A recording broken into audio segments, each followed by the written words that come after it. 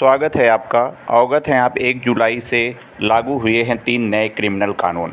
21 दिसंबर 2023 को भारत की संसद ने मौजूदा क्रिमिनल कानूनों को बदलने के लिए 3 नए आपराधिक कानून पारित किए, जिसे 25 दिसंबर को राष्ट्रपति ने मंजूरी दी। अब इन कानूनों को 1 जुलाई 2024 से पूरे देश में लागू कर दिया गया है। 1860 में बने आईपीसी की जगह अब भारतीय न्याय संहिता लागू। बीएनएस कानून में आईपीसी के 22 प्रावधानों को निरस्त और 175 में बदलाव किया गया है। इसके साथ ही कानून में 8 नई धाराएं जोड़ी गई है। भारतीय न्याय संहिता 2023 में कुल 356 धाराएं हैं। सन 1898 में बने सीआरपीसी की जगह अब भारतीय नागरिक सुरक्षा संहिता 2023 लागू। भारतीय नागरिक सुरक्षा संहिता के जरिए सीआरपीसी के 9 प्रावधानों को निरस्त, 160 प्रावधानों में बदलाव और 9 नए प्रावधान किए गए हैं। भारतीय नागरिक सुरक्षा संहिता में अब कुल 533 धाराएं हैं। तीसरा, 1872 में बने इंडियन एविडेंस कोड की जगह अब भारतीय साक्ष्य संहिता 2023 लागू। भारतीय साक्ष्य अधिनियम 2023 मौजूदा इंडियन एविडेंस कोड के 5 प्रावधानों को निरस्त कर दिया गया है। 23 प्रावधानों में बदलाव के साथ एक नया प्रावधान भी शामिल किया गया है। अब कानून में कुल 170 धाराएं हैं। आईपीसी के तहत हत्या की धारा जो 302 लगती थी, बीएनएस में 101 हो गई है। रेप की 375 अब 63 में बदल गई है और ठगी 420 बदलकर अब 318 में हो गई। इसी प्रकार से महत्वपूर्ण धाराएं दी गई है, आप सभी देख सकते हैं। शादी का झांसा देकर यौन शोषण करना अब अपराध होगा। मॉब लिंचिंग के लिए भी अलग से कानून बनाया गया है।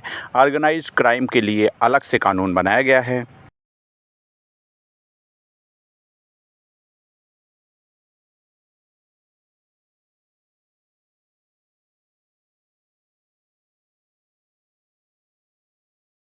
पब्लिक सर्वेंट को ऑफिशियल ड्यूटी से रोकने के लिए सुसाइड का प्रयास करना अब अपराध होगा।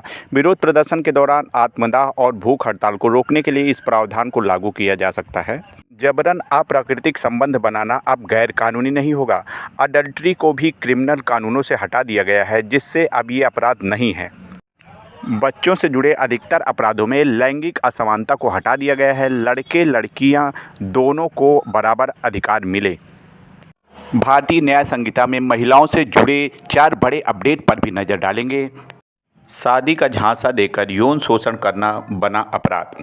धारा 69 के तहत किसी भी महिला से शादी का झूठा वादा करके या उसे नौकरी और प्रमोशन का लालच देकर यौन संबंध बनाने पर 10 साल की जेल और जुर्माने का प्रावधान है। इसमें पुलिस बिना वारंट के गिरफ्तार कर सकती है।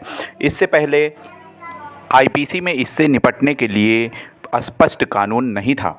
नाबालिग के साथ गैंगरेप या गैंगरेप की कोशिश करने पर भारतीय न्याय संहिता में धारा 70(2) के तहत अपराध में शामिल हर व्यक्ति को फांसी तक की सज़ा हो सकती है।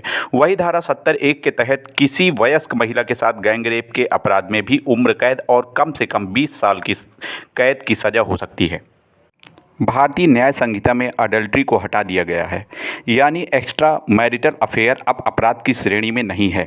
भारतीय न्याय संहिता की धारा 64 में के तहत किसी शादीशुदा महिला को धमकाकर फुसलाकर उससे अवैध संबंध बनाने के इरादे से ले जाना अब भी अपराध माना जाएगा। बच्चों की किडनैपिंग पर अब 7 साल की सज़ा और बच्चों की खरीद फरोख्त पर 10 साल की सज़ा का प्रावधान किया गया है। दोस्तों, नए आपराधिक कानून में बहुत सारे ऐसे ही बड़े और महत्वपूर्ण बदलाव किए गए हैं, जिन पर चर्चा के साथ अगली श्रृंखला में मैं वापस आ सकता हूं, यदि आपका पर्याप्त प्यार इस वीडियो को मिला तो। दोस्तों, वीडियो को लाइक, सब्सक्राइब और शेयर करिए। जय हिंद, जय भारत।